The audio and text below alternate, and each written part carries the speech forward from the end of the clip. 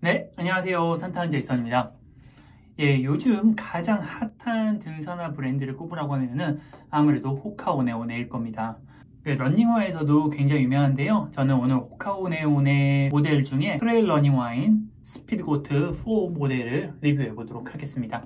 네, 시작하기 전에 구독과 좋아요 부탁드릴게요.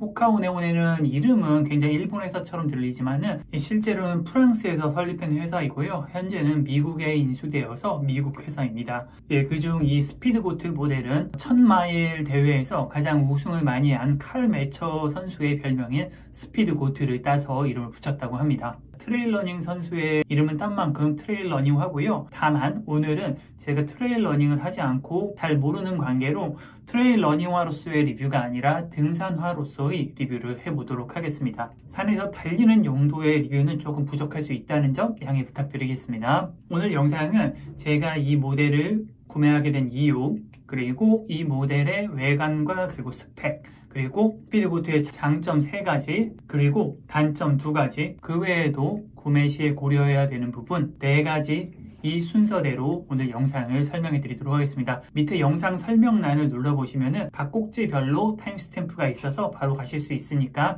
참고하셔서 보시면 좋을 것 같고요. 이 신발은 제가 작년 한 11월쯤에 구매를 했고요. 이 주황색 모델은 일반 모델, 이 파란색 모델은 와이드 모델입니다. 조금 불편해서 하나를 더 구매를 했어요. 현재 제가 주력으로 사용을 하고 있고요. 현재 한 15회 정도, 한 200km에서 300km 정도 착용을 한 것 같고요. 저는 그렇게 장비가 많은 편이 아니기 때문에 거의 대부분의 등산을 현재 이 와이드 모델로 다니고 있습니다. 일단 구매한 이유는 제가 이전에 킨사의 타기 미드컷을 사용을 했었는데요. 그 모델을 신을 때는 한 10km를 넘어가면 발바닥에 좀 부담이 오기 시작했습니다. 그런데 좀 발바닥에 부담을 줄이고자 쿠션이 좋은 등산화를 좀 찾기 시작했고요. 더불어서 제가 등산을 좀 가볍게 다니는 걸 좀 좋아해서 장비, 경량화에 좀 관심이 많았습니다. 제가 등산에 레깅스도 많이 입다 보니까 기존의 등산화가 좀 레깅스에 어울리지 않는다라는 생각도 좀 많이 했고요. 이런 여러 가지 사항들을 고려해서 구매한 것이 호카오네오네 스피드고트 4 모델입니다. 일단 몇 달째 사용을 하면서 굉장히 만족하고 있고요. 우선 외관을 좀 보여드리면은 현재 이 주황색 모델이 일반 모델이고 이 파란색 모델이 와이드 모델입니다. 제가 구매를 작년 10월쯤에 했었는데 그때는 이 2가지 모델밖에 없었는데 현재는 굉장히 다양한 모델이 있습니다. 색깔도 검은 색깔이 좀 추가가 되었고요.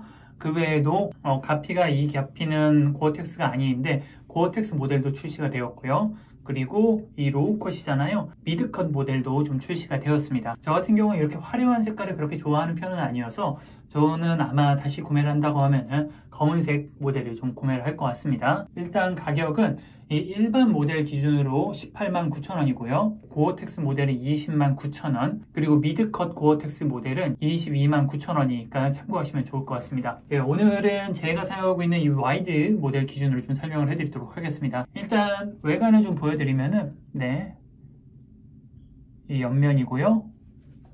그리고 앞면, 그리고 안쪽, 그리고 아웃솔, 그리고 상단입니다. 그리고 이 일반 모델도 좀 보여드리면 거의 차이는 없습니다. 조금 이렇게 보여드리면은 발볼 차이가 좀 있을 뿐이고, 그리고 색깔이 좀 다르다 뿐이지 차이는 전혀 없습니다. 옆에 이렇게 호카라고 적혀 있죠. 전 270mm 모델을 사용을 하고 있는데요. 270mm 기준으로 306g이고요. 굉장히 가볍죠. 참고로 제가 저번에 소개해드린 캠프라인 블랙스톰이 740g인데요. 그 반도 되지 않습니다. 그리고 아웃솔은 접지력에 있어서 굉장히 좋은 평가를 받고 있는 비브람사의 메가그립을 적용을 했고요. 그리고 중창의 높이가 엄청나게 높습니다. 여기가 다 미드솔이에요. 요 밑에 파란색 부분을 제외하고 이 노란색 부분이 다 미드솔이었고 중창의 높이가 굉장히 높습니다. 얼핏 봐도 한 3cm 가까이 돼 보이고요. 발등 부분에는 플라스틱 성형이 되어 있어서 발등을 좀 보호하게 되어 있고요. 발코도 좀 보호할 수 있도록 이렇게 고무가 좀 올라와 있습니다. 일반 모델은 가피는 고어텍스 적용이 되지 않아 있어서 방수가 되지 않고요. 호카오네온의 표현을 빌리면은 좀 투습력이 좋고 경량화된 가피를 사용을 했다고 합니다. 물론 미드컷 모델도 있지만은 신발 자체는 로우컷으로 설계가 되어 있고요. 이 신발끈이 윗부분까지 있어서 발이 앞쪽으로 쏠리지 않도록 되어 있습니다. 네, 이렇게 제가 좀 스펙과 겉 모양을 좀 설명을 해드렸는데요. 호카오네온의 스피드고트 4의 장점부터 좀 설명을 해드리면은 첫 번째 가장 큰 장점은 정말 미친 쿠션입니다. 진짜 쿠션이 어마무시합니다. 정말 엄청나게 푹신푹신하고요. 개인적인 느낌으로는 크록스보다 훨씬 더 푹신푹신하고 일반적인 슬리퍼보다 훨씬 푹신푹신합니다. 제가 신어본 모든 운동화를 포함해서 가장 좋은 쿠션을 보여주고요. 이 쿠션이 아마 현재 호카오네온가 인기를 끌게 한 가장 큰 이유가 아닌가 싶습니다.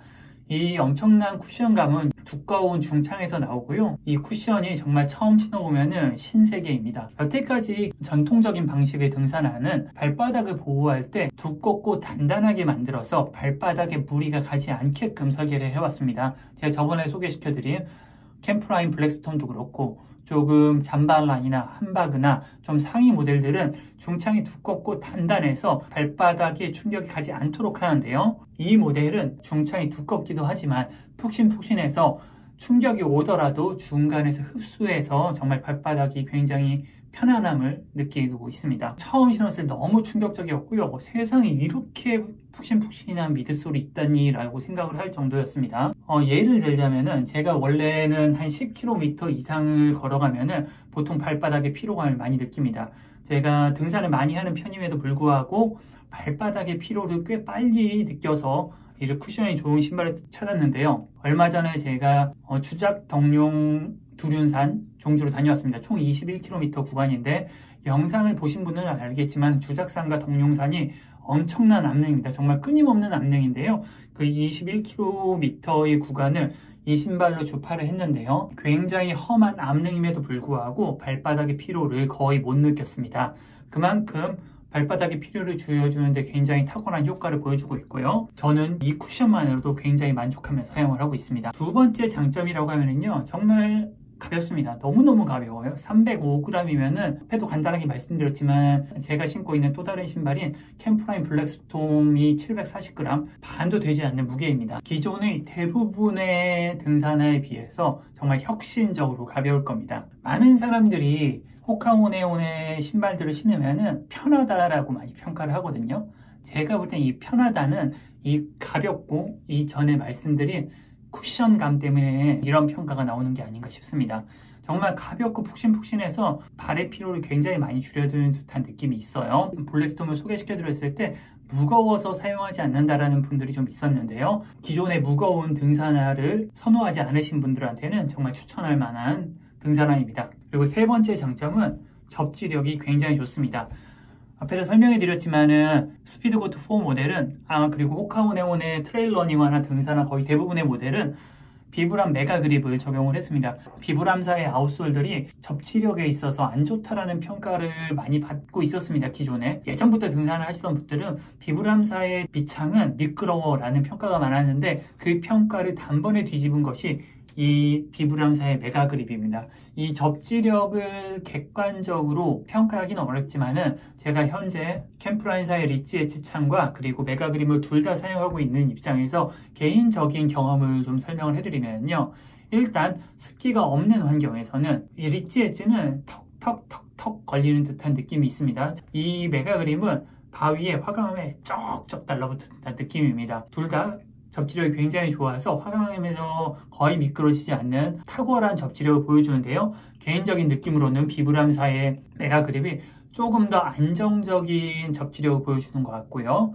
그리고 습기가 있는 환경이나 눈이 있는 환경에서는 훨씬 더 좋은 접지력을 보여줍니다. 리치 엣지는 제가 예전에 블랙스톰 리뷰에서도 말씀드렸지만은 많은 분들이 댓글을 달아주실 때 눈이 오거나 물이 있으면 스케이트라고 많이 표현을 합니다. 물론 이 모델도 물이 있으면은 접지력이 떨어집니다. 근데 상대적으로는 리치 엣지보다는 접지력이 더 좋은 듯한 느낌이었어요. 네, 이거는 제 개인적인 느낌이고요. 접지력을 객관적으로 테스트할 수 있는 방법이나 뭐 아니면 기사 같은 게 없어서 뭐 객관적인 자료는 아니지만 제 개인적인 느낌이라고 생각을 하시면 좋을 것 같습니다. 등산화를 고르실 때 접지력을 중요시 여기시는 분들이 굉장히 많습니다. 그런 분들한테는 좋은 선택지가 될 것입니다. 이렇게 장점 3가지를 좀 설명을 해드렸으면요, 이 모델의 단점도 좀 설명을 해드리도록 하겠습니다. 일단 첫 번째로는 로우컷이라는 게 많은 분들이 단점으로 생각하실 것 같습니다. 예, 일반적으로 등산화는 미드컷이나 혹은 하이컷 이렇게 높이 올라와서 발목을 더 잘 잡아주어서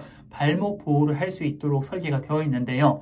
하지만 이 모델은 로우컷이다 보니 발목을 잡아주거나 지지해주지 못하고 있습니다. 물론 미드컷 모델이 있지만은 로우컷 모델 기준으로 설명을 해드리도록 하겠습니다. 높은 등산화가 더 발목을 지지를 잘해주고 발목 보호에 효과가 있다라고 일반적인 의견이 있는데요. 저 개인적인 경험과 생각을 좀 말씀드리면은 저는 개인적으로는 발목이 높다고 해서 발목 보호 효과는 크지 않다라고 생각을 하는 편입니다. 네, 그래서 저는 의도적으로 로우컷을 골랐고요. 참고로 이런 비슷한 논의가 현재 농구계에서 일고 있습니다. NBA나 아니면 한국 농구계를 보시면 예전에는 하이컷 신발들을 많이 신었는데 요즘은 농구 선수들이 로우컷 신발들을 많이 신고 나옵니다. 아직도 하이컷이 효과가 있다 없다에 대해서는 의견이 분분한 상태이고요. 하이컷이 더 발목 보호에 효과가 있다라는 통계적 혹은 과학적 근거는 아직 발견이 되지 않은 걸로 알고 있어요.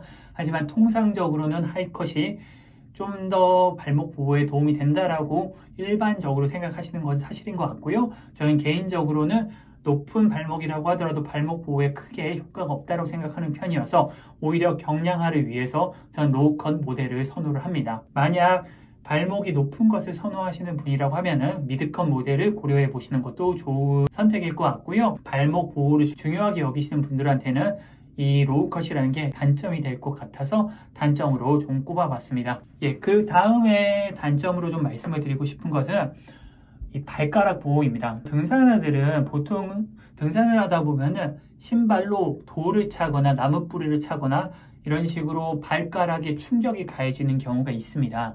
그런 경우를 대비해서 발코 부분을 플라스틱 성형을 해서 충격이 가지 않도록 설계를 하는 경우가 많습니다. 마찬가지로 발등도 충격이 가지 않도록 발등도 플라스틱 성형을 많이 하는데요.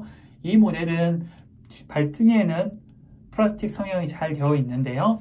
발코는 보통 일반적인 등산화는 이만큼이 보통 플라스틱 성형이 되어 있는데 여기는 요만큼만 되어 있습니다. 저는 대부분의 경우에서는 크게 불편함을 못 느꼈는데요. 최근 관악산과 주작동룡에서 여기로 돌을 몇 번 찼는데 아우 너무 아프더라고요. 너무 아프더라고요 진짜. 한 20-30초를 진짜 20-30초를 막 기절할 것 같더라고요. 확실히 좀 경량화를 위해서 이런 보호 부분을 타협을 한 게 아닌가 싶습니다. 확실한 정보는 아닙니다. 혹시나 좀 전문적인 지식이 있으신 분들은 좀 설명을 해주시면 좋을 것 같은데 제가 어서 들은 바로는 트레일 러닝화는 이 앞에 공간을 좀 많이 남겨서 발을 찬다고 하더라도 발가락 충격이 가지 않게끔 되어 있다고 해요. 톱박스라는 게 있다고 하는데 제가 제 발 크기에 비해서 너무 작은 모델을 사서 발가락에 충격이 온 거일 수도 있다는 생각이 좀 들어요. 제가 개인적으로는 제 발이 거의 여기까지 와서 저는 톱박스가 거의 없거든요. 그래서 만약 발로 차면은 요 앞부분이 아니면은 발가락이 좀 충격이 오는 부분입니다. 혹시나 제가 모델에 대해서 정확하게 이해를 못하고 있는 거라고 하면은 조금 더 잘 아시는 분이 있으시다고 하면 댓글로 의견을 남겨주시기 바라겠습니다. 네, 이 2가지 사항이 제가 생각하는 관점인 것 같고요. 앞으로 알려드릴 4가지 사항은 장점이 될 수도 단점이 될 수도 있는 4가지 사항을 조금 짚어보도록 하겠습니다. 첫 번째로는 내구성입니다. 일단 호카오네온의 제품들이 내구성의 이슈가 많습니다. 특히나 등산화 모델인 카에서 정말 그런 이슈가 많고요. 이 내구성들을 보완하기 위해서 호카오네온에서 현재 창가리 서비스를 테스트 중에 있는 걸로 알고 있어요. 이미 선정이 되신 분들은 이미 창가리 서비스를 받으신 걸로 알고 있고요. 하지만 저는 이 모델을 사용을 하면서 아직 특별하게 아웃솔에 있어서 내구성의 문제는 발견하지 못했습니다. 이 모델은 한 20km 밖에 안 탄 모델이고요. 이 모델은 한 200km, 300km 탄 모델인데 보시면은 특별하게 아웃솔에 있어서는 마모가 거의 되지 않은 걸 느끼실 수 있을 겁니다.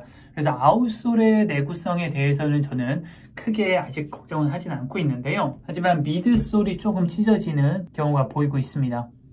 보시면은 여기도 미드솔이 조금 해졌고요. 이쪽도 보시면은 미드솔이 조금씩 터지기 시작합니다. 네, 이런 곳이 미드솔이 조금씩 해지는 것을 보실 수가 있고요. 반면 많이 사용하지 않은 이 모델은 굉장히 깨끗한 걸 보실 수가 있을 겁니다. 아직 제가 그렇게 오래 사용한 것이 아니고 이렇게 해진다고 하더라도 얼마나 갈지를 제가 정확하게 예측을 할 수가 없어서 딱 단점이라고 말씀드리긴 좀 어려울 것 같습니다.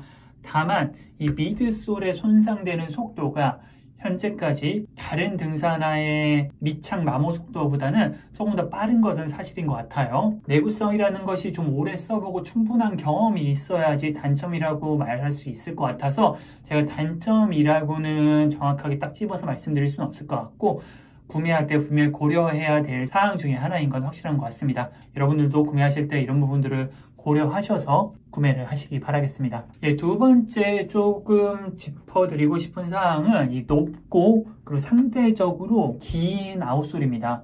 보시면은 진짜 미드솔이 굉장히 높습니다. 거의 3cm가 넘을 거고요. 그리고 뒤꿈치를 보시면은 자신의 발보다 한 1, 2cm 정도 뒤로 더 튀어나와 있습니다.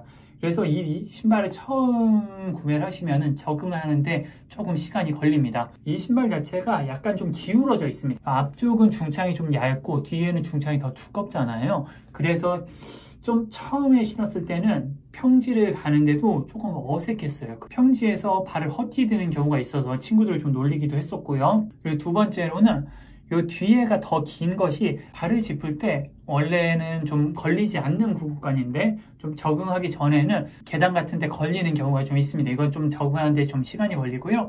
이거는 조금 어색한 부분이고, 어떻게 보면 중창이 높다는 것은 키가 더 커 보이니까 어떤 분들한테는 장점일 수도 있는 것 같아요. 이런 부분도 좀 고려하시는 게 좋을 것 같고요. 세 번째로는 이 가피 부분입니다. 예, 호카오네온의 설명으로는 통기성이 좋고 그리고 얇은 가피라고 하는데, 저는 발바닥에 땀이 많지 않은 편이어서 제가 섣부르게 평가하기는 좀 그런 것 같고요. 하지만은 305g이라는 중량이 말해주는 것처럼 굉장히 가벼운 것은 사실인 것 같습니다. 우리나라에서 유통되는 대부분의 등산화들은 고어텍스 내피를 채택하고 있는 경우가 많습니다.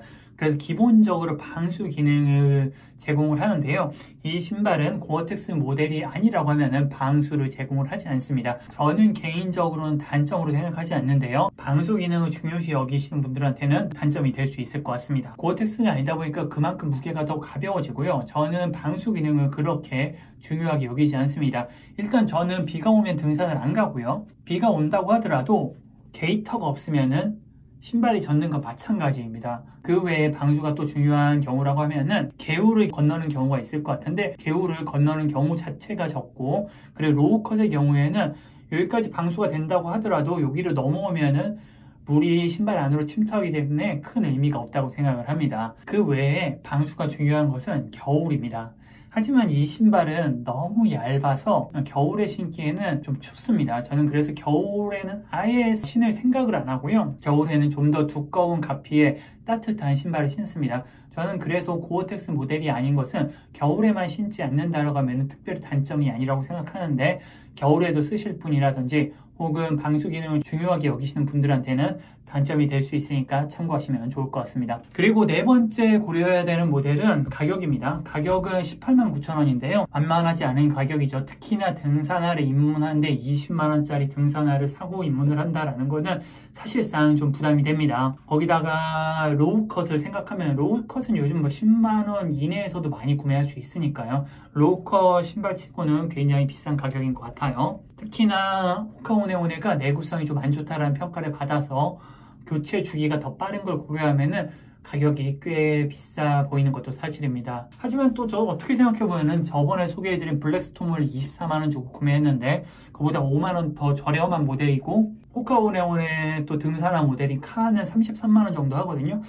또 그거에 비하면 좀 싼 것 같기도 하고, 이런 생각이 좀 듭니다. 아마도 제가 막 지름신이 강림을 해서 좀 자기 위안을 삼아서 좀 스스로 변명거리를 만들어낸 것 같은데, 좀 객관적으로 생각할 때는 조금 비싼 게 사실인 것 같습니다. 특히나 내구성을 고려하면 좀 아쉬운 부분이 있는 것 같고요.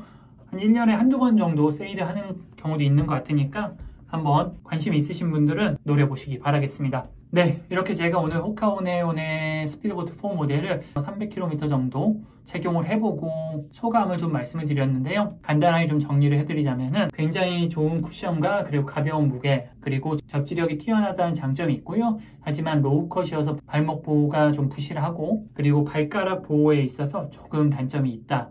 그 외에도 방수가 안 되는 점, 그리고 내구성이 좀 약하다는 평가가 많은 점, 너무 높고 긴 아웃솔로 인해서 적응하는 데 시간이 좀 걸린다는 점, 그리고 마지막으로 만만치 않은 가격, 이런 것들을 고려하셔서 구매를 결정하시기 바라겠습니다. 네, 끝까지 시청해주신 분들 모두 감사하고요.